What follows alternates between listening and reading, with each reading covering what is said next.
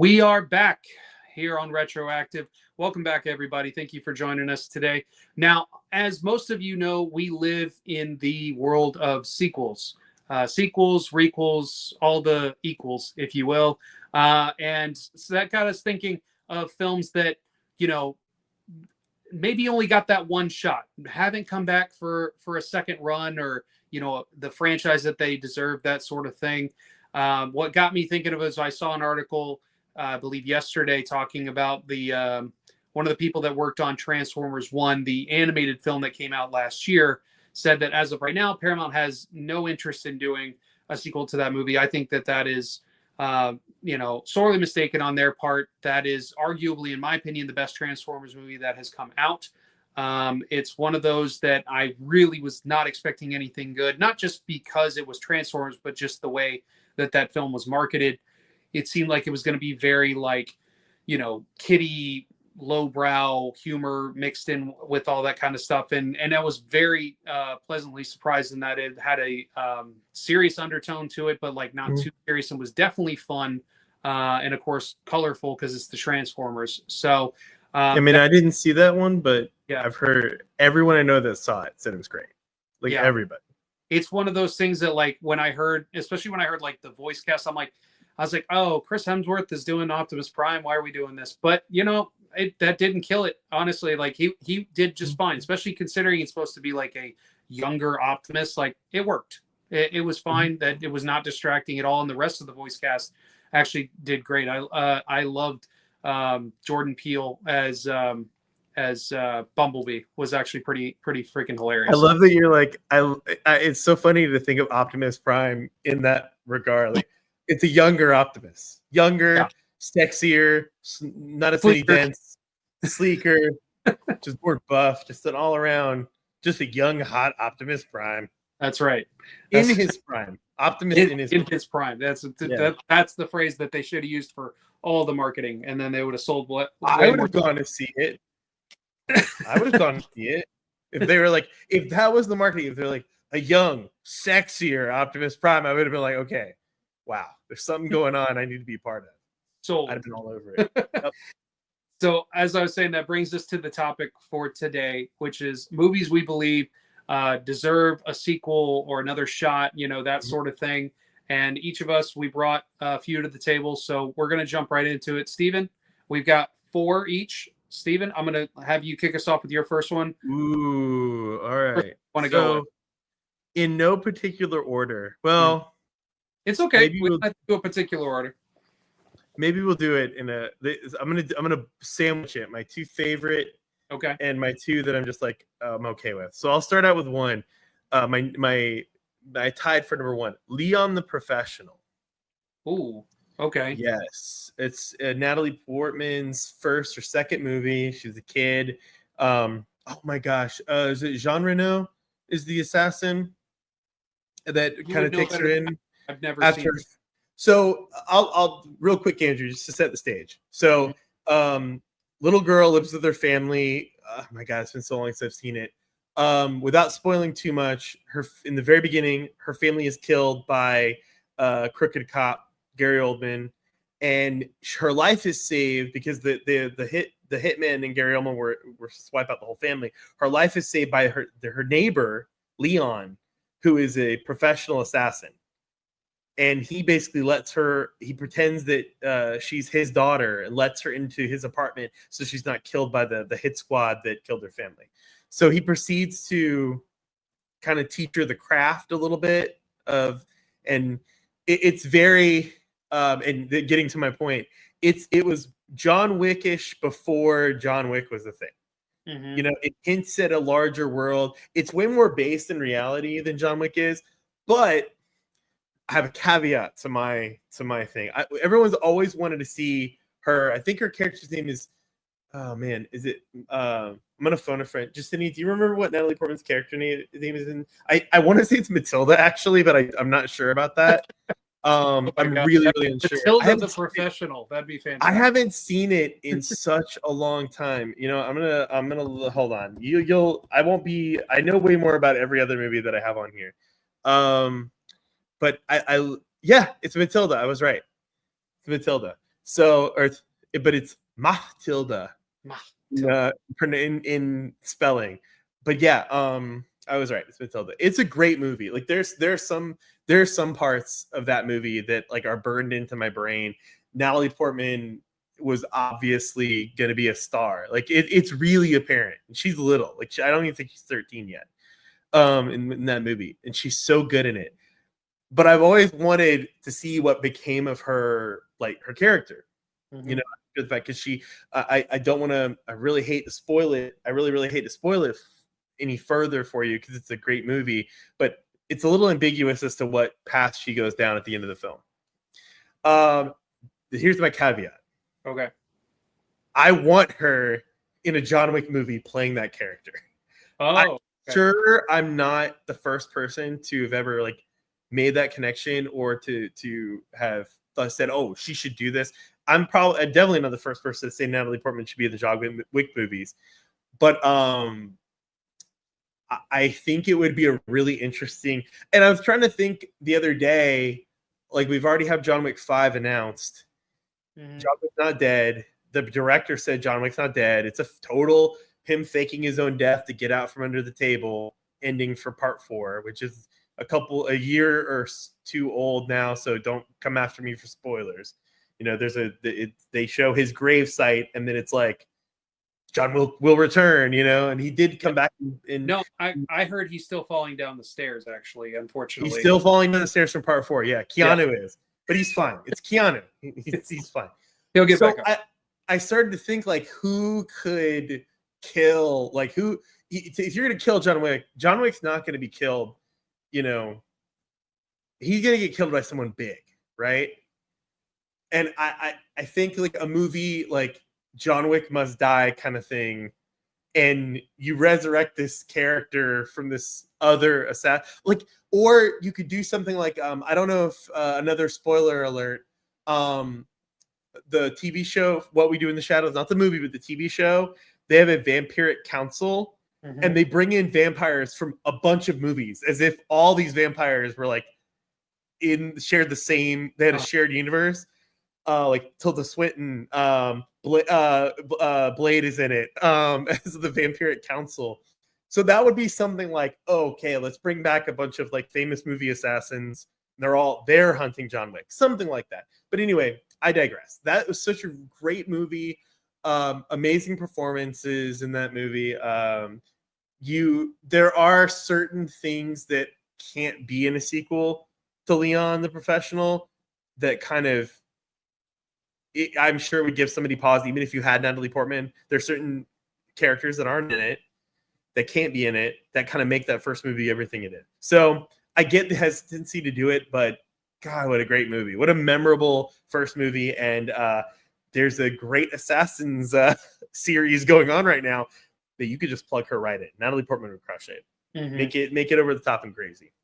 That's it. That's all for that one. Oh, that's a cool one. That's something like I said, I haven't seen the movie, but I've heard a lot about it.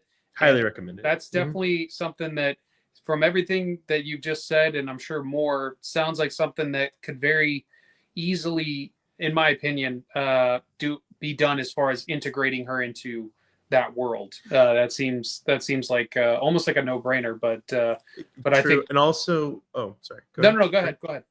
No, I was gonna say one more interesting thing about the movie. That was kind of to watch it now. You're like, oh, it's Gary Oldman. He's the villain. Oh, he's great. It's Gary Oldman. That was it before Gary Oldman was Gary Oldman. So that was kind of like that was one of those things that was like a first like this dude is amazing, an amazing actor. Like he is so good in it. I mean, all three of them really, all three of the leads, like the villain Leon, Natalie Portman, they're all three so good in it. It's rare to have that strong of a trio. For sure. Let's see. For my list, I think the first one I'm going to touch on is Detective Pikachu. I think that's one that I would want. That one's really tough because obviously the way that the story plays out, again, movie's been out for years. Spoiler alert, I guess. Ryan Reynolds is the father of the main character, and he is essence, soul, whatever, is integrated with the Pikachu, which is why he has the voice and everything like that, even though only his son can hear it, blah, blah, blah. Mhm. I don't know how you continue that. I really don't. Well, you know, they did a second game, and Yeah, it's I know my they had a understanding. couple of games with it. Yeah. I think they're into it. It's my understanding that they're building to what the one movie did. Okay. I've heard some. I haven't played the games. I've watched the movie. Great sequel needy movie, by the way. Yes. Yeah, that's. I think the movie was a big departure, or maybe they're building to it with the games. So you'd have to come up with something else. Yeah, it's just really interesting. Like there was so much that could go wrong with that movie, and it all in my personal opinion went so right. I loved everything about it. I do really love that movie. When I heard this was years before it was even like going, rolling, if you will. They talked about this, and they're like, "Yeah, Ryan Reynolds is going to voice Detective Pikachu." I was like, "The what? The fuck? Why?" I'm like, I love Ryan Reynolds, but why? Like, why is it his voice? And then now it's one of those things. Like, I couldn't imagine anybody else's voice coming out of that Pikachu, and that's what concerns me. Is like, does he still have that voice? Like, is he still going to be able to hear him? Like, how do you do it? I don't know, but I just, if nothing else, because I just want to experience more of that real world Pokemon like universe that they established in that. I don't necessarily need it to go super venture. Like I don't need them to do a live action version of like the first Pokemon movie per se, even though I think that would be awesome. But I just also know that again, there's so much that could go wrong with that when you're like remaking the animated movie and stuff like that. But Well, as a dark-haired, pale kid that grew up in that era, who was like dreamed of being Ash, mhm. I wouldn't mind seeing a live act. But so it sounds like really what you want is not a direct sequel, but Mhm. like an in-universe sequel of like another Yeah, aspect. honestly, Pokemon Snap, the I'll, movie, like a I'll tortured. Have you ever seen that movie Walter Mitty with Ben Stiller? no, but I know about it. Yeah. So where he's like going across the world trying to find this guy, this photographer that took like a picture that he needs for the final magazine cover. I forget. It's a very famous magazine. They should do a dramatic movie like that about a photographer, but Pokemon Snap. Like they're trying to find. I don't remember the photographer's name. This is your idea, Andrew. I'm not Yeah. even going to take any Oh, credit okay. for it. This is Yeah, your no, like Genesis was you. I would take a direct sequel to Detective Pikachu. No problem. With no Ryan Reynolds voicing Pikachu. Without that, I don't know. But that's the one asterisk with it. But what I was gonna say is like, yes, I'll take an in-universe thing as well. That could be cool. I guess I'm just as hesitant about that, or like I said, maybe if there was something similar to the whole like Ash storyline with the movies, things like I'm just as hesitant with that as I was with them describing what Detective Pikachu was going to be initially. So I'm guarded, it is what it is. I, I I love my stuff from my childhood. So I think that honestly, I think the reason we haven't and won't get a Detective Pikachu is because I think it's like, you ever seen that meme of Homelander when everyone cheers when he kills those guys and he looks around like, hey, like he did good, like he's thinking people are gonna boo him and they're like cheering for him. He's like, yeah, let's go. I think that's kind of how they were with Detective Pikachu. It's like, oh, this movie's gonna be so niche, not everyone's gonna like it, and then the whole Pokemon fandom is like, this is the best thing ever, and the numbers weren't crazy for it. It wasn't a like Mario Brothers success, but it was weird and cool and felt authentic. Except the Gengar design sucked, in my opinion, and it was the only thing I didn't like about the whole movie. Gengar forever. It's my favorite Mon. I know he's almost everybody's favorite Pokemon, but he was mine first. He was mine first when I was a kid. But no, I think there's a sequel to Detective Pikachu somewhere. I think it probably you'd have to introduce like a Meowth or something to Mhm. be that talking poke, that comedic relief. Yeah. There's any number of great comedic actors that could do a Meowth style voice, Mm-hmm. but it begs the question, and maybe you want to just move on to the next idea after I ask this, but do all Pokemon that speak English and like people, or is that all in a captured soul inside the Pokemon? Is Team Rocket's Meowth like a human being that's been put into a Pokemon body? Yeah. Food for thought. That is something to consider. Let's Great move on choice, to number two. What's your number two? In the spirit of more family friendly, I'm gonna go with a real obvious one. Now, I just want to preface this by saying I don't know about needs, and I don't even know as far as want. All I know is that it's a great movie, almost perfect movie, with a lot of potential for a sequel. And people are going to roll their eyes because it's such an obvious choice, but it's The Nightmare Before Christmas. Would I live happily on this planet for the rest of my days without a Nightmare Before Christmas sequel? Yeah, I'd be fine with it. Still watch the original one. I'd still buy the merchandise as it tickles my fancy. But the fact that they intentionally or not created a world where all these different holidays exist and they didn't explore them. Jack didn't traipse around in Thanksgiving land or one of the biggest, like, I know it's family friendly, yeah. I'm gonna say it's one of the biggest cock teases in cinematic history. Is that it really is. And I think you could do like even shorts, like if you really wanted to. And I know we talked about in a previous episode of the pod about a potential Nightmare Before Christmas land that would be really cool at like Hollywood Studios or elsewhere. And you could kind of hype that up with like limited shorts of him being in these other lands. I think you've got two principals that are not getting any younger. I just missed them at Spooky Empire this week because I am poor and Danny Elfman is expensive. He is very expensive, yeah. I know he's watching. Danny, lower your prices, man. That's a little too. He's definitely watching, without a doubt. He doesn't miss it. He'd endorse it if he knew we needed his endorsement. He would totally endorse it. But like Chris Sarandon's not getting any younger, and and there are people that he was at. The reason I have Chris Sarandon on the mind is he was there too. I know Paul Rubens not being alive is a huge blow to that cast, but they can work around Ken Oogie's, yeah.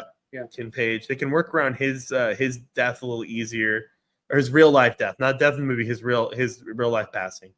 But it does beg that, just mentioning him, it does beg the question: how much of Nightmare Before Christmas is Oogie? Right. Can you do one without him? Would it make sense? Would it be as good? It's actually kind of goes back to my first pick, Leon. Is it as good without certain characters? Can you come up with something that's co-equal? And I think that was always the problem with Nightmare Before Christmas: is how do you create a villain that is as big of an icon as your hero? They did it. Star Wars, the prequels had a lot of really iconic villains, but was anyone singularly as iconic as Vader from the original trilogy? They tried to recapture that magic in the sequels, and it didn't do it. Oogie has an entire event that we will be attending this fall in California. It's just it's like I said, does it need it? Do I want one? It could go either way on that. Is it primed? Are the possibilities kind of endless with the way they set up the world? Could we use more of the Halloween Town world? Like, could we if they just stuck to what they've shown us? Is there more depths to plumb there? More interesting things to see? Yes, I think there is. And kudos, this is going to be a really rare one. Good on Disney for not doing it if they don't think it'd be good. Good for them. What a smart decision. Probably more of a Tim Burton thing, I'd imagine. Probably. At the end of the day, and Tim Burton is definitely period that it was done, like with the Eisner era. Like he would have done it. Could could he done it? You know what I mean? Like, Yeah, well, I mean, Eisner. I'm going to defend Eisner for a second. Eisner really lost his way due to tragedies. Like he had there were personal things that happened. I mean, obviously, I don't know firsthand, but we just know that like when Frank Wells, I think it was Frank Wells, was the one of his big collaborators at Disney. When he passed away, things got Eisner. A lot of people will say that he changed, but he was a savvy, smart executive. oh, I'm And a not lot of the best things even we saying he's have, a terrible I person. don't think you. It's just the era of the late 90s into the early 2000s with all the Yeah, video sequels yeah. that he was pushing. Like they're not pushing theatrical, they were pushing home video, and they were like, you know, and I know it's not 100% on him, but he's the head of the company. He's the face But of the think about what he. We could do a whole episode on yeah, Disney eras because not just because we love Disney or anything like that. It's mostly because it's a really interesting period in filmmaking and one of the biggest film companies. No matter if you think of them theme park first, they are as much a Hollywood establishment as any studio. Think about what under his watch was created. Things from whole cloth, iconic movie after iconic movie, iconic song after iconic song. He saved the company from what would have been a hostile takeover and a complete dismantling by Wall Street a-holes. not You to know, mention and that what he did for the parks too. yeah, not even so. It's like he is and was really, really, really smart, a really smart guy. That's why they keep going back to Iger over and over again. He brought Iger up. Iger is a business guy, and the only reason Iger can recognize a good idea when he sees one is because of the Eisner's mentorship, you know, in creatively. And he even said like there was a quote about him saying Bob needs that magic. You know, this is before they transition or something like that. I'm going to misquote him, and I don't want to, but I think that it was probably more, and now that I've given him credit, I'm going to take that credit away when it comes to Nightmare Before Christmas. It was probably more that he didn't want it associated with the brand. That's probably more of the reason it didn't get as big of a push. It didn't get as big of a merch push until like the mid 2000s when everything was Nightmare. I think that I'll give him credit where it's due, and then I'll say that was probably out of fear of the IP. And we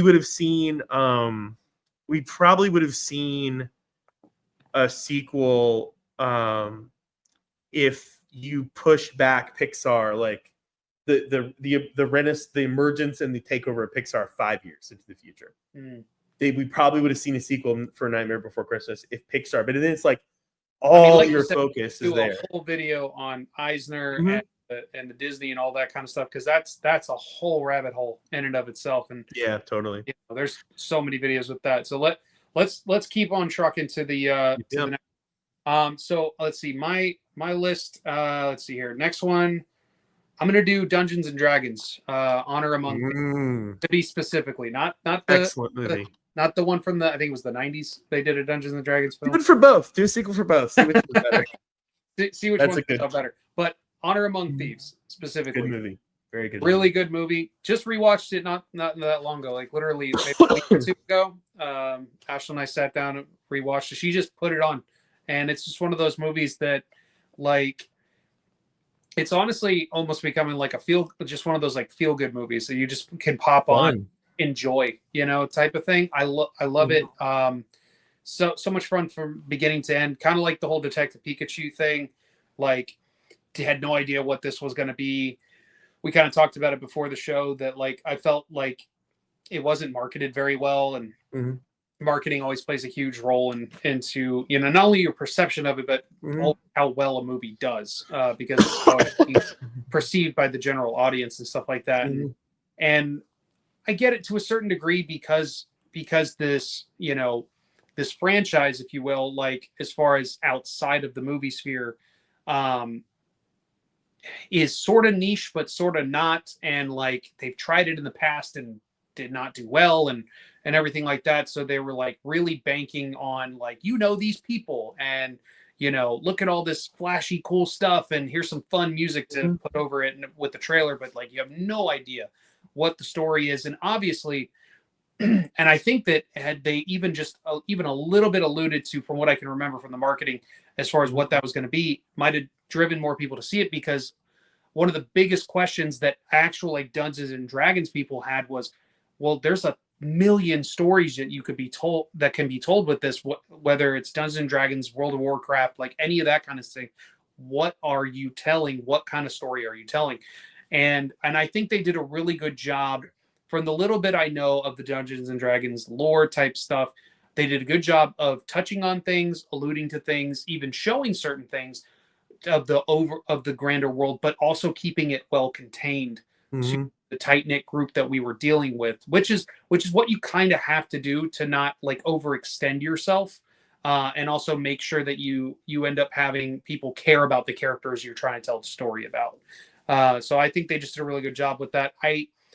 The last I heard with this was they were saying the only way that this would get a sequel is if they found a way to do it for like half the cost of what the original one was, because it cost them so much and didn't do super well at the box office. And no, don't do that. Like, I don't want you to cut the cost in half, because it also looked pretty damn solid, in my opinion, for everything that it had to accomplish with visual effects and Mm-hmm. things like that. There was a lot that could have looked really bad. Ashlyn absolutely loved the chubby dragon with that movie. Yeah, Thermachud, or it just cracks her up. It's just with the you know who else, really liked it? oh, The dragon. Yes, Justinia, Lena. Lena. Yeah, she loved it. And that just goes to show your point that these are people that have never played Dungeons and Dragons and were set down. There's a friend of a mutual friend, well, more my friend than Andrew's, but I think Andrew would consider him a hilarious acquaintance. We're not going to name him by name, but I think we both knew who we're talking about. Very prickly individual when it comes to film. Mm-hmm. We took him to see that. Okay. And he was a big D&D player back in the day. And this guy he likes 1 out of every 10 movies we go see. And he had a smile on his face, ear to ear. And he is a diehard fan. And this guy will hate he hates the things he loves. Mm-hmm. And he was grinning ear to ear. And he goes, you know what? That was not that bad. And we were stunned because we thought we thought he was going to top level. We won't name his name because he would not want to be associated with a positive opinion, especially about a movie. But it was insane. Like we were like, oh my gosh, and we loved it. Like I knew a fair bit. Like I've maybe not played too many or sat with too many groups to play, but we had a few people in our group that went to see it that were diehard. And they're like, this captured something about the game, about playing the game. Mm-hmm. And that didn't occur to me, and I was like, wow, what a great compliment, because it's not just like you could tell a story and someone could describe a campaign, they call them, to a lay person, and they'd be like, oh, that sounds pretty intense and dark. And then the movie was like, well, we're going to go ahead and make sure that we capture the ridiculousness, because everyone's being like, remember that Key and Peele sketch where it's the guy's cousin has come over and he's like, I roll for initiative to get, a carload of bitches, Do you remember that one? I don't remember that. I don't remember like specifically what the line is from Kino, but he's like, I want to go drink with the hose. And it's like his cousin, and he's like, I don't remember what it is. The one dude's cousin's playing with his D&D group. You find that way to like you can have some things that are serious, but capture the fun of the experience of playing the game and everything like that. And that's something that, yes, I know this is not a video game movie, but a game movie, if you will, type of thing that a lot of ones, especially in the video game sphere, sometimes lack. They lose sight of and stuff like that. We don't need it to have the Doom first person view moment type of thing for it to be okay. I need you to shut right up. I thought that was so cool when I was a kid. Yeah, me too. It's never gonna be better. This is peak cinema. Peak cinema. That peak cinema. That was one of the Rock's first big movies, right? Yeah, it was. It was. What's your next one on your list? Well, real quick. controversial opinion now that Okay. you brought up. Mhm. I think Pine Mhm. might be the best Chris. Oh, okay. I think he might be the most entertaining Chris. I know. Let me throw you one back since you brought up the cast. Michelle Rodriguez. This might Great, be her favorite role of mine. great. She's great in it. She's That I hilarious. honestly might be my favorite role she's ever done. Mhm. I they did platonic friendship between the two of them very well, and I always love when that is the case. That was really, really good. I was really worried when I heard she got cast because I was like, "Oh God, is this going like a?" My brain went straight to Resident Evil type of thing. Why are you wanting to crap on my childhood? You said earlier about Pokemon. Like honestly, like I thought Michelle Rodriguez was like the biggest badass. I'm like, man, if I'm ever in a dark alley, and I'm No, not no, not tall. it's not just because of her. It's just she gets thrown into some of these projects, and it's a lot of times these whether it's like video game or just like these big IP franchise type things, and so unfortunately she has this in my head, I guess she has this association with some of these franchises that I think are not good and That's like fair. That's and fair enough. and so that's what made me worried. It's kind of like when they did the Hellboy remake, and which has a lot of problems, but when I heard that I think it was the Blood Queen was being played by the main woman from Resident Evil, I was like, oh shit. Amelia Joe. Oh, that's a great transition. Okay, That's a really good transition, Andrew, to my next one. go for it. So, first of all, first Resident Evil movie, it deviated from the games really bad, but it was still good. I Hmm. thought it's still for a video game movie underrated. Yep, I agree. Fun place in my heart. But taking the Jovovich, Mila Jovovich, gosh, I never pronounced her name right. Taking that detour, which is so fortuitous that you mentioned that movie, The Fifth Element. Ooh.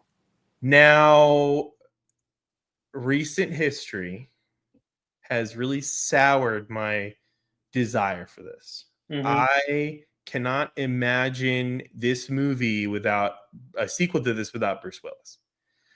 I cannot imagine it. It just he's so intrinsic to it. Like we would like oh my gosh. You would could you do it with just Chris Tucker and Millie Jovovich returning and then put somebody else new in there? Maybe. It was Chris Tucker, right? What played Ruby Rod. Am I Yeah. losing my mind? Yeah, oh my gosh. Um uh but you could maybe because like honestly that performance at Ruby like Chris Tucker is like the thing I always remember about that movie more than anything else. Corbin, come on, my man, I ain't gonna fire. I got no matches. I got no when he's trying to light the thing. Do you remember that part? Or no, when does he say Corbin? He says that once or twice. Corbin, my man. I love him in that movie. Like he is like by far one of my favorite characters in movie That is history. a movie I need to revisit. I have not watched since I was probably too young to be watching it originally. So I watch that movie once a year, and it was the first movie that I ever saw with uh um I think every bit of adult content in that movie is the first time I've ever seen any of it in a movie. But it's so good, and it's isn't so Gary Oldman in that too? maybe I just like Gary Oldman movies. Yeah, he Yeah, plays yeah. the main villain, and With he's the with so the good in it. thing, he's like, "This is my The guy, favorite." It's like, he's like, that's niggas. That's my favorite. He says it just like that. He goes, and he says it with like an F. Like he goes, he's got like a person. He puts his lips and like that's my favorite. Like it's like that. I don't. It's so good. He's so good in it. Gosh, it's so funny that I'm like I forgot honestly, and I watch that movie once or twice a year easily, and I'm like Gary Oldman is like, but when you watch it, he's kind of like ancillary a little bit. Like I yeah, don't think they ever. I don't think that the main characters ever come face to face with him in the movie. No, I'm pretty sure they don't. I don't think he shoots at um he shoots at Leah Jovovich in the air duct. Mm-hmm. But I don't remember if he sees her face. That's wild. I didn't think of it. He's the arms dealer and he's selling to the, oh my gosh, I can't remember the alien's name. I actually went to see this in theaters last year. Oh, really? They did a anniversary re-release in theaters or maybe it was earlier this year. But yeah, actually I had to pay for that. That wasn't a A-list thing. I paid for it because I wanted to see it so bad. Fathom events are not cheap either. Yeah, I never saw it in theaters because I was too young or my parents wouldn't let me. So I wanted to see it. But like the scene with the diva is so good, and like that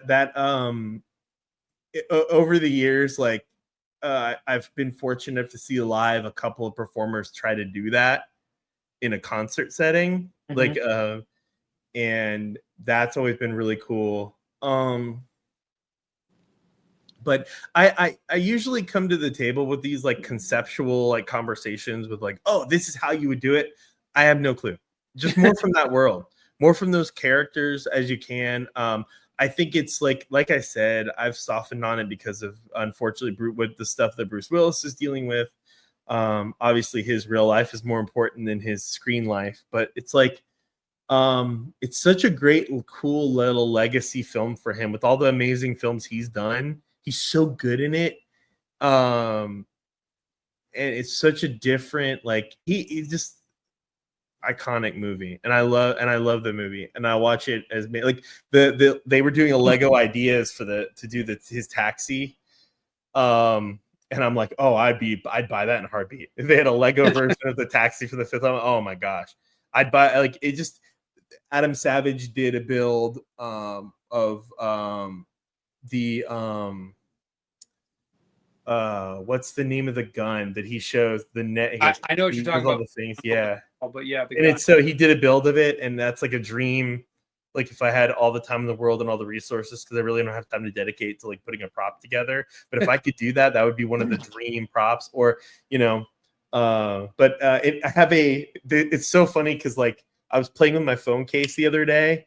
I have an orange phone case, and I was playing with it, and like I was pulling it off the phone, and I was plucking at it like this. And even that made me think of the Fifth Element because of her costume, the orange rubber costume. And I'm like, and it's like, and not in a creepy way. Like I was just literally like playing. It was not a creepy way, but it really made me think about the production design from that movie and how much love went into every frame of that film, like, and how intentional it was. And then it made me think about Star Wars, modern Star Wars, outside of like the great stuff that they've done, and how unintentional and how like random sci-fi has, like how random and like formulaic some sci-fi has been getting lately and repetitive. But then we've got great stuff like the Blade Runner sequel. Blade Runner would have been on this list several years ago, and it's really good, super intentional, well acted, well thought out. So I would love to see a sequel of the quality of Blade Runner 2049, right? Yep. I'd really love to see something on that level, which I think that the actors that are available and still working could deliver. I just don't know without Bruce Willis, like who would you I wouldn't want to Statham or somebody to like be a stand-in for that character. Honestly, you could do it about Lilu, like herself as the star of it. Yeah, Fifth Element sequel would be really cool if they ever did it. It's if they called it the Sixth Element, I might be out though. I might not. I might be like, no, I'm good. The sixth. I was like, oh wow, you took that. That's not just low hanging fruit. That fruit has fallen off the vine. It is in the dirt. They're skipping over 6. They're going straight to the 7th element. So. I want a half element. I want like a 7.5 element. 7.5 of the element. That's what I want. I'd watch that movie. I'd be like, okay, now I got to know what the half is. Yeah. See, it's all, even a bad title. It's all about reeling us in. All right. Speaking of sci-fi, and I threw this one on my list mostly because Ashlyn's not here, but arguably I would be with her on this one. So, and apparently you have some opinions on this based on I prior had no idea what you're talking conversation. about. And that is John Carter. Oh, sorry. I'm sorry. Yo, go ahead, Andrew. Uninterrupted. Okay. Go ahead. Please let me have my moment. Are you gonna make your argument for the movie first? Are you gonna try to convince people of the movie before you talk about the sequel? No. I'm not gonna dive that deep into the movie itself. But I'm just gonna go ahead and say right off the bat, Disney fumbled this wholeheartly, and I'm not talking about the movie, the way the movie was handled, the way the movie was marketed. And I know I keep talking about marketing, but that's what drives people to go see it. Most important part. First thing right off the bat should have been John Carter of Mars, not John Carter. No one knows, like, unless they are deep sci-fi or classic literature type thing, because it is classic literature at this point. It's over 100 years old, type of thing. Really? Don't know what John Carter is, or who John Carter is. Yeah, literally, like, that's not an exaggeration. It's from the early 1900s when these first novels were released, and they were like the small, like, thin, like, when like a kind novella, kind of like the Tarzan ones, because, well, I think it's the same author.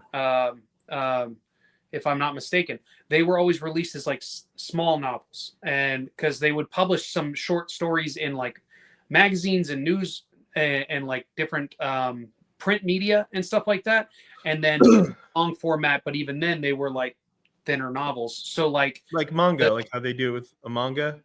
Yeah, it's like little bits of it, and then it all comes together in later more or less, publication. something like that. Okay. There's literally, I think there's like 13 John Carter novels or something like that. And same thing with like Tarzan. There's like over 10 of the Tarzan stories and stuff like that, because of the way that he wrote these books. And is that the same author? Yeah, I'm almost certain it's the same author. I'm trying to remember off the top of my head. Ashlyn would kill me for not knowing this. Edgar Rice. She's not here. Edgar Rice. Oh, God. And I feel stupid, of course. Yeah, same author, which is crazy to think about. But anyway, so it's an extensive universe. It's an extensive, series of novels and stuff like that. Very rich heritage of sci-fi. One of the, the birthplaces of sci-fi as far as storytelling in that genre. And take the movie out of it for just a second. Like I said, as far as the way that they marketed it, should have been called John Carter of Mars. That is even a better title, because that's what most of them are called anyways, like John Carter of Mars. Technically, the first book is called Princess of Mars, but that's neither here nor there. I've read some of them. I have not read all of them. It's a bit too much. The movie itself, though, at first I was not crazy about it. After rewatch, because it's one of Ashlyn's favorites, like very underrated for her type of thing. I've come around to it. I think that there are things that could have been done better, but I do think that there was like a decent foundation that was set. It's just was clearly something that needed to be a franchise, to let it breathe, to let it build upon itself, that sort of thing. And it didn't get the chance to do that. Is the casting the best? That there's an argument to be made there. I don't think that is it Taylor Kitsch? I don't think he's the greatest actor. I don't think he's the worst for what that movie was.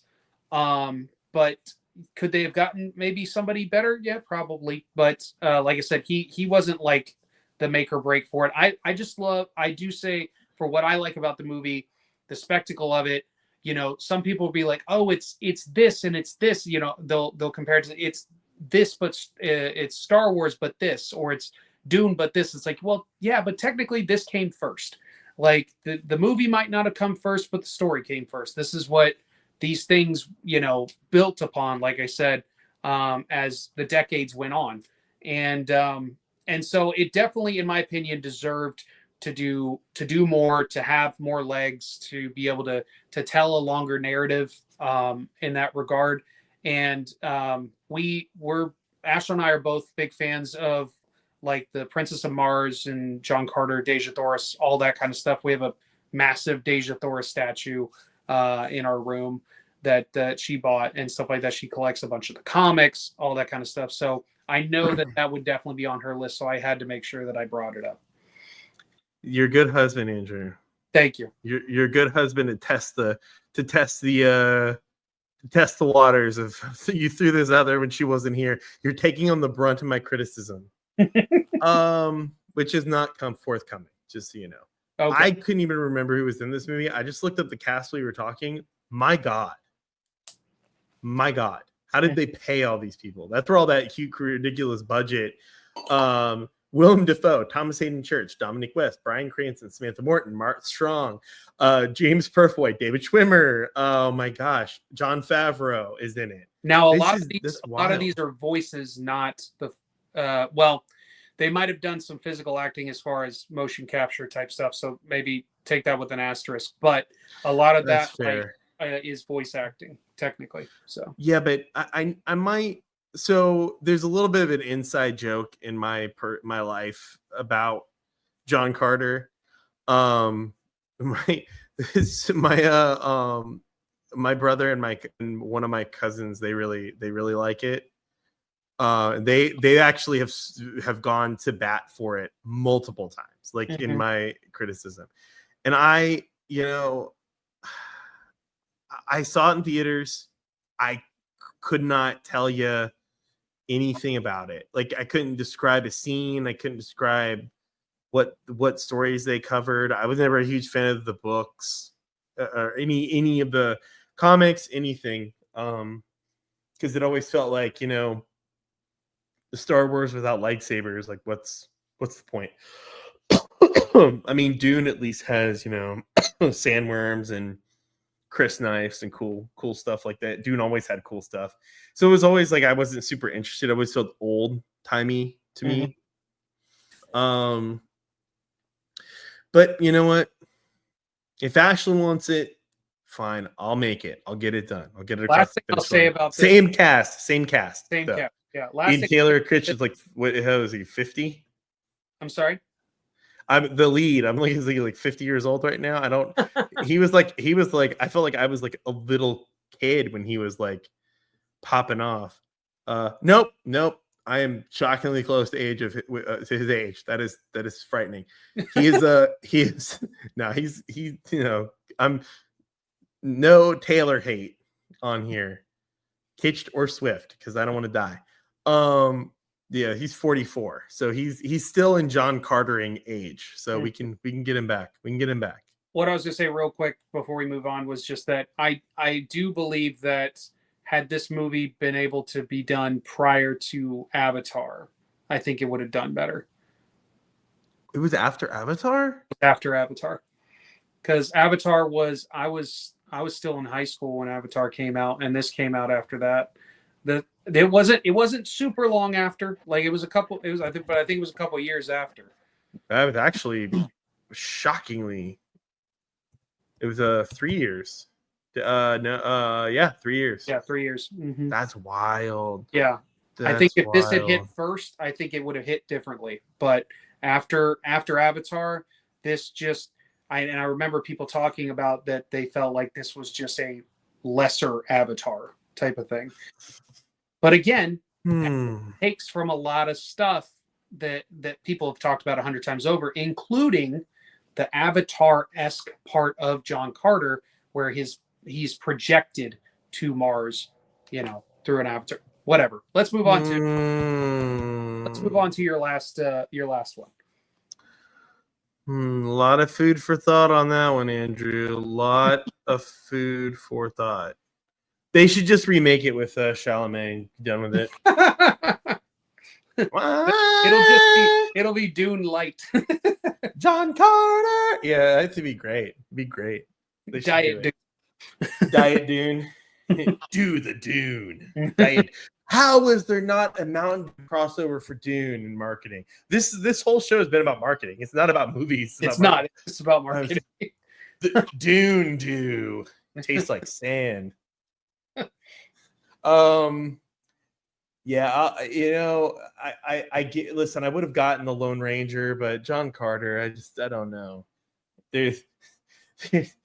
right after that movie came out, right after the Lone Ranger came out, they tried to compare its failure to John Carter. Yeah. And my one question was there an uh incredibly insensitive portrayal of a Native American in John Carter that I was unaware of? Because I thought that was like a big part of the flop of the Lone Ranger was, why is Johnny Depp doing it? Doing that. Because Johnny Depp could have played the Lone Ranger, and you could have got an actual person with at least a little Native American ancestry to play that character. Yeah. But yeah, I'll revisit it. If Ashlyn recommends it, I'll revisit it. There. You happy? You're I like how you were like, yeah, I didn't like it the first time. I didn't like it the second time. But after I was indoctrinated into the cult of John Carter, I started like, this isn't bad. If you get hit in the head enough, eventually you'll learn to love it. It was just more in that time period of my life when I wasn't as receptive to everything sci-fi as I am now, type of thing. You were very receptive. You're wide open. But let's breathed move in on. the spice of you breathed it in deeply. Yeah, can't you tell by my eyes? I'm on the spice. Every time you say Dune, I'm gonna do like there's a name for it. And I remember I learned it because I thought it was funny to say, like, every time I started to do that Dune like chant to say it before I started doing it. Mm-hmm. Good for us not putting Dune Part 3 in here, by the way. Good for us. Mm-hmm. That's an obvious one. We'll have to wait to see if that's hopeless, because right now it feels like it might be. That one's supposed to start production in like a week or two, so it's what? With Chalamet? They've been talking about it for the last couple of weeks, and last I heard, it's starting early production, and that's probably like pre-production type stuff, but literally in the next weeks. With the original cast from Dune Part 1 and 2 is in a time jump, and it's called Dune Messiah. Yep. We can do a whole nother show about how I was kind of hoping they would either wait to do it or recast older version. They could do what it did. Like, they have the older actors, and then they also have the younger ones trying to bridging the story. Mm-hmm. It's fine. That's a whole other rabbit hole. Let's keep. You don't want to jam a 30-minute discussion about Dune Part 3 in the middle of the Andrew. Just so you guys know, Andrew is trying to keep us corralled and keep us on a time on somewhat of a reasonable length of watch. So I just want you guys to know I'm held hostage by this man. He is stifling my rambling mind. It's like that under control it's for like you. That video of the, hey guys, it's Star Wars Day and I'm with my girlfriend. No, I would be. Well, you would be the one talking, and I'd be the one with a gun to my head. Yeah, exactly. You would be the one that's holding me hostage and keeping me down. Exactly. We should just you just need to be better at editing, Andrew, and you just need to cut these. You could have taken that whole 30 minutes if you let me rant, and you could have made that a whole episode, and you wouldn't even have to deal with me again for a couple weeks. It would have been perfect. Screw it. I'll give you my last one. Out of all of the movies, the 4 that I've mentioned, and the 3 Andrews has mentioned thus far, and I don't know what his 4th one will end up being. It could trump this, but I think this, out of all of them, is one the most deserving of a sequel, the most plausibly sequeled, has the most open-ended possibilities, and the creative minds exist today to do it justice. I am talking about Who Framed Roger Rabbit. Nice.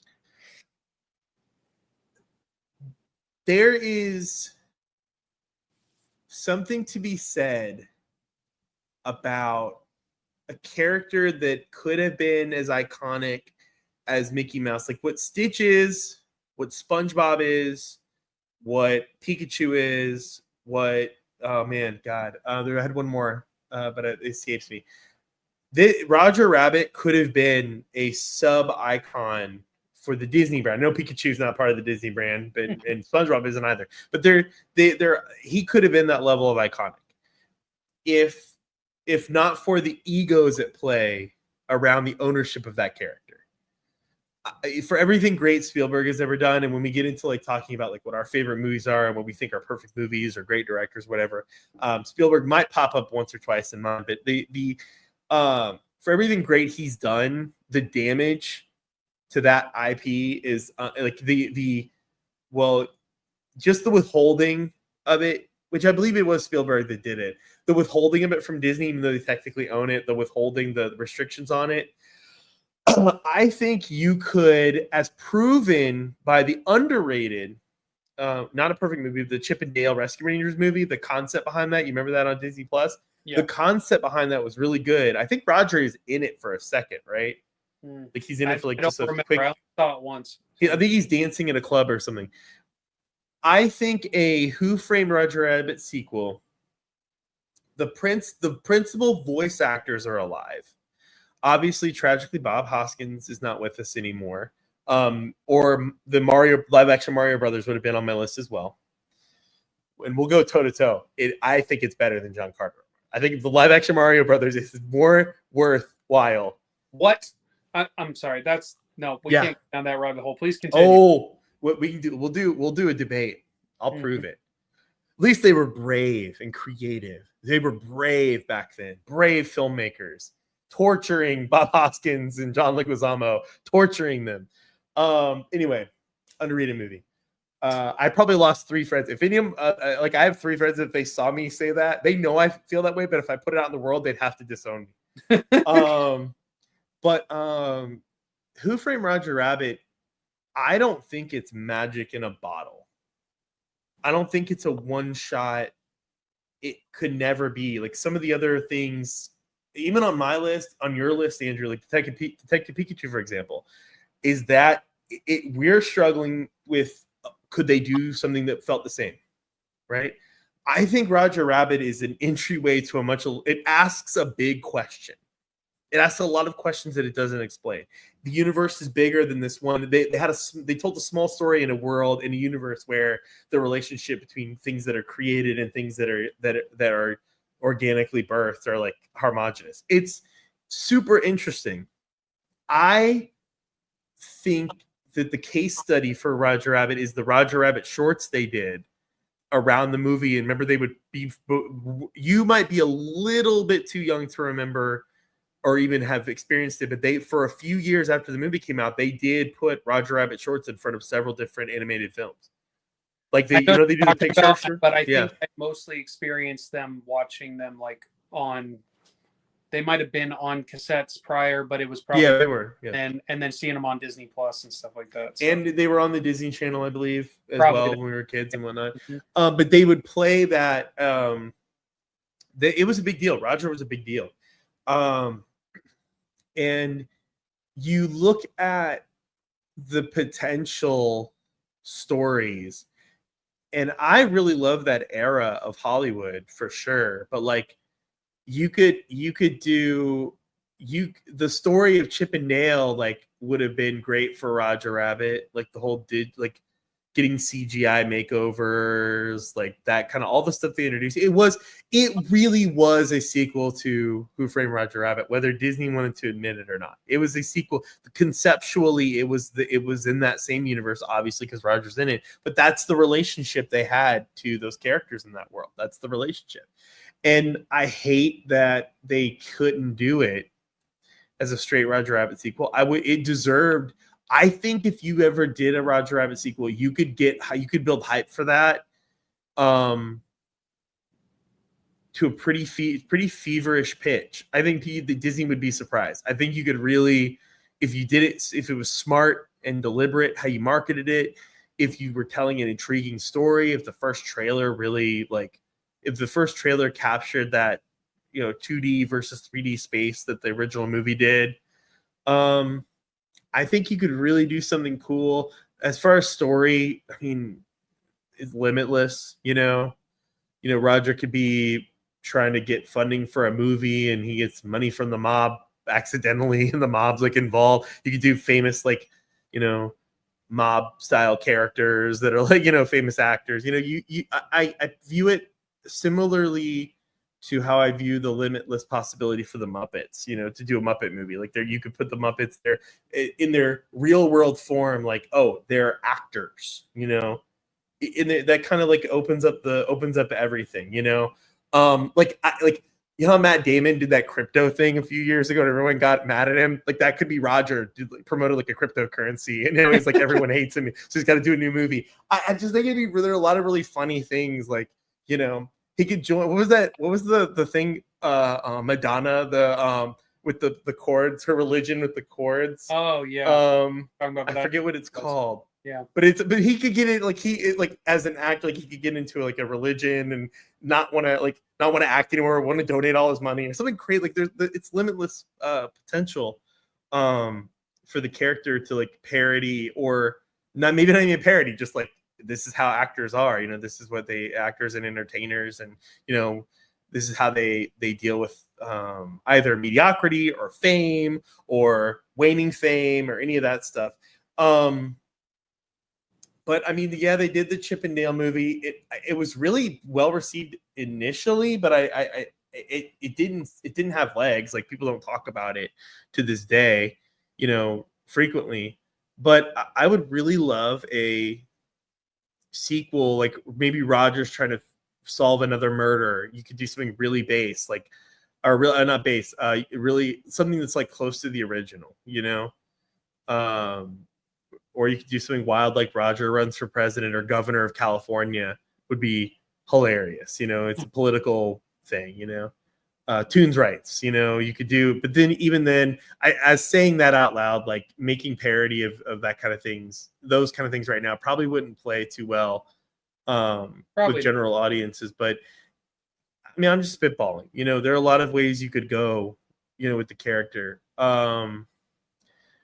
But yeah, I have a really strong love for the original and could watch it 100 times. And I think when your lead is ageless, when you have an ageless lead that's a very strong character, and you've created a world that's kind of like ever expanding, which is what Lucas did with Star Wars. He told a story about a family in a massive galaxy, and that's how he was able to keep expanding it, growing it. Instead, if you start from like the very high highs of the in zero in, you do start to limit yourself because everyone loved this, and as you zoom in, it's like less of everything, But they started here, and there's a lot of expansion with that concept. So, yeah, I'd say Roger Rabbit is very deserving of a sequel, if not some vehicle to try to get him back on the track of being a true iconic animated character, especially while the leads are still living and can still contribute to those projects. That's a good one. That's one I hadn't, that never crossed my mind, but when, like you said, it lends itself to a plethora of different avenues you can take with something like that, and a lot of fun that can be had with sequels with characters like that, and the storylines that could play out. So that is definitely a good one for sure. My last one is this is this is where I gave Ashlyn hers, and now this one's just for me. Then this will play in a little bit to probably like a future video that we're going to do about like franchises and stuff like that. Foreshadowing, I got chills. Yeah, that's right. My number one, might always be, at least for the foreseeable future, of the movies that needed a sequel, that still deserve a sequel, but probably never going to get one. Well, actually, I'm going to go with it's never going to get one at this point. But is Power Rangers 2017. Now, interesting. Those people that know me and people that have seen my videos know I'm a big Power Rangers fan. I have a lot of Power Rangers collectibles it's like right up there with Star Wars for me. Power Rangers is like my original franchise, original like love as a child and stuff like that. Love the original Mighty Morphin Power Rangers movie from back in the day. Put that on repeat constantly. Tommy was my guy back in the day, and still is. Miss you, bud. You know, um, but this movie, the 2017 Power Rangers movie, this is one of those things that this is unlike some of the stuff I've talked prior. I don't think it was. I don't think marketing was an issue in my opinion. Do I think it could have been marketed more? Sure, but I don't think it was bad marketing. I think it was more people just saw the words Power Rangers and didn't give it a fair shake. Didn't give it the time of day. Just they assumed they knew what it was going to be when it was something very different. Ashlyn never cared about Power Rangers, didn't give a crap about it. Went into this when we saw it with like the lowest of expectations, like she was going into like a live action Transformers movie or something like that, where you're like, yeah, there's probably gonna be some spectacle, but my expectations are at bottom level. And she ended up, I remember, I say this to so many people because it was the same year that the live action Beauty and the Beast came out, and Beauty and the Beast is one of her all favorite films, and she liked this movie more than she liked the live action Beauty. And that was like my selling point to so many people when that movie came out. I was like, my wife liked this more than Beauty and the Beast. Ha! But it's such a... That's a really high bar. Yeah. That's a super high bar. Now, obviously, like, there's a lot of back and forth with the whole the live action, retellings in general. We're not going to go down that rabbit hole, but just for that alone, that was a big thing for me. But for those that maybe have never seen it, I'll just say it like this: if you combined The Breakfast Club with the concepts of Power Rangers and put it in a movie, that's what this is. That's the take that they did. Also, you could also say that they brought in a bit of the name is escaping me right now. There's that found footage movie where like the three boys find an alien ship and then gain power and stuff like that, with Michael B. Jordan in it and everything like that. That is going to bug me. But if you took all three of those and just meshed it together into one concept and one storyline, that's essentially, to me, what the 2017 Power Rangers movie Chronicle. Thank you. Such a well done thing. Some people had a gripe that like it wasn't until the very end of the film that we finally saw them in their suits and everything like that. But I think it was really well done because we're building to that moment. We're focusing more on the characters and the dynamic between the team, which is the through line for this entire film. It's so well done, and there's emotionality there. Like I said, it's very Breakfast Club-esque because they're all like they're coming from detention and they're all from different walks of life and blah blah blah. But that's like, there's a reason that works. There's a reason that's like a timeless movie in and of itself, and then the concept of it has been repurposed with things as time has gone on because it works, and just one of those things that I really love that movie. Are there things that I think could have been better? Yeah, the whole like Rita thing and the Goldar thing was not my favorite, but that is on a back burner for me compared to everything else that this movie did right.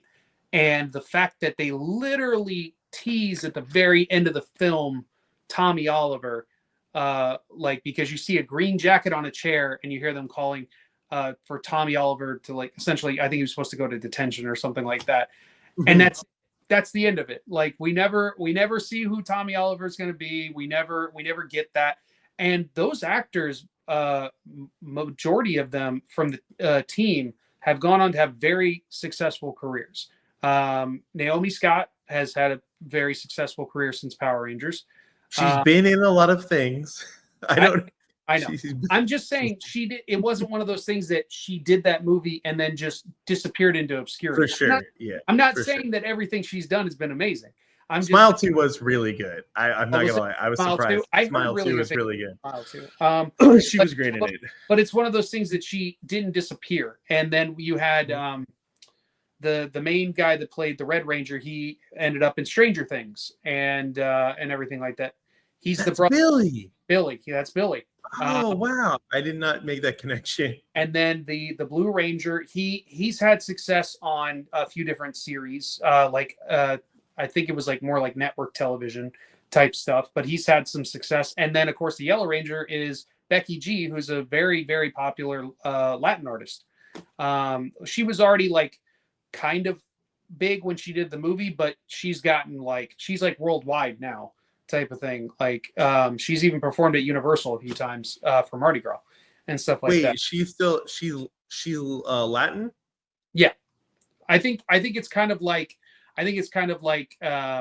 I don't say this lightly. I'm not saying that she is like Selena, that she's as talented as Selena, but I'm saying I think it's that where she has some most of it is more like Latin specific, but she has some English music as well.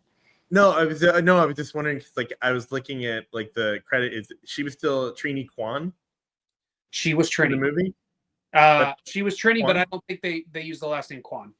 Okay, so maybe But I'm it's not just 100% on it might be no. I was just surprised because it's like Google had it on there, and I was like, Well, let me see. because the Credit to guy that. that played Billy was black. So you had Billy, and then you had Trini, and then Trini was played by Becky G. And then the only one that hasn't done a ton is the guy that played the Black Ranger. He was in Mortal Kombat, and I trying to remember if he survived Mortal Kombat. So he might be coming back for Mortal Kombat 2, but I can't remember. But Is he the? I think he's the main. He's the main like the ancestor of Scorpion, right? And is that am I remembering that correctly? not the ancestor of Scorpion. He's one of the two Oh no, guys. he's Liu Kang. He's the place Liu Kang. Oh, okay. In Mortal Kombat. Liu Kang. Yeah. That the guy with the hat or the you know talk. Yeah, it's one of those two guys. It's the when they go to the cave and they're doing the training and all that kind of stuff. It's one of the two guys. No, it's not. No, it's his brother. It's his The brother. other guy has the hat. Right. His I think brother the has one with the hat dies. I think the one he played survived. I think. But anyway, like I said, he hasn't done as much as the rest, but he still had a pretty successful run since then. So all generally speaking, the team as a whole has had a pretty good run even past this movie. They've done other things, and then of course you have like Bryan Cranston came back to do Zordon after doing voices in the original Power Ranger series and stuff like that. There's just this was something that if people gave it a chance, I heard very few people dislike it. My sister, another person, never gave a crap about Power Rangers. She finally watched it like 2 years after it came out, and she was like, "Wow, that was actually really solid." And then so that's like, and that let me tell you what, that is a general audience type of person. That is like middle ground as you can get as far as like movies go. I'm not saying her opinion carries much weight. Sorry, Kinsey, but just sister slam. that's right. But just for speaking of like what a general audience person that doesn't care about Power Rangers, hardly know anything about this type of thing, that if you give it a chance, maybe you would have liked it. So it's something it's definitely not going to happen. It's been too many years. I mean, it was 2017 when the first one came out. They're definitely not going to continue it now. And then plus there's all the things with Hasbro and who knows where it's ending up. That's for another video, as I mentioned before. But that is my number one, and probably will always be my number one movie that deserved a sequel for me. So I'm gonna tell you, like Goldar was always like my favorite villain, and I gotta say, now I'm like doubting if I thought I had seen this movie, and now I'm kind of doubting it. Maybe like I half watched it because I don't remember Goldar's melted in it, but Goldar. It's not the Goldar you think. It's not the Goldar we know. It's not your mama's Goldar. It's just just a like whole new Goldar. It's just an amalgamation of gold in the shape of Goldar. He doesn't have a face. He doesn't talk or anything like that. He's the giant monster at the end of the movie. That's what it is. If I had seen this, at least the suit designs, I probably would have shied away. Mm-hmm. Just based off of that, because they look so overproduced. No, like I feel over designed. I felt that way too when I saw the with the advertisements and the marketing with it, because they were really pushing the suits, and I was like, I'm not crazy about how this looks, and they're still not my favorite.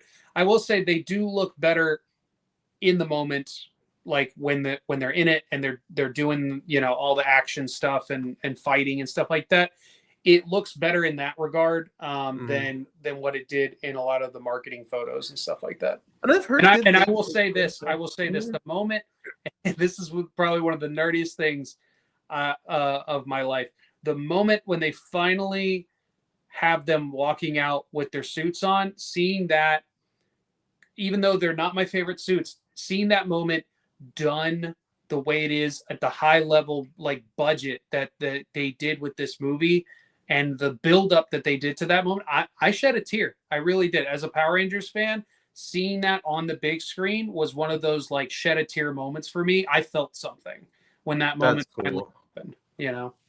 I want to hear from you guys. You know, you heard our lists of our top 4 ideas for movies that deserve sequels, deserve another run, that sort of thing. But let us know your thoughts. You know, comment below, all that good stuff. Be sure to subscribe to the channel for more. We're going to keep doing these, you know, roundtable type discussions. You can follow me at Andrews Losing on all social media. Also, be sure to follow at Retroactive POD. Stephen, where can the people find you? Right there at the Steph Wells. Got it. No, in my apartment, not in the apartment. Oh, I'm so in sorry. Here, in there. I assumed. I apologize. But thank you guys all for joining us today. We will see you next time.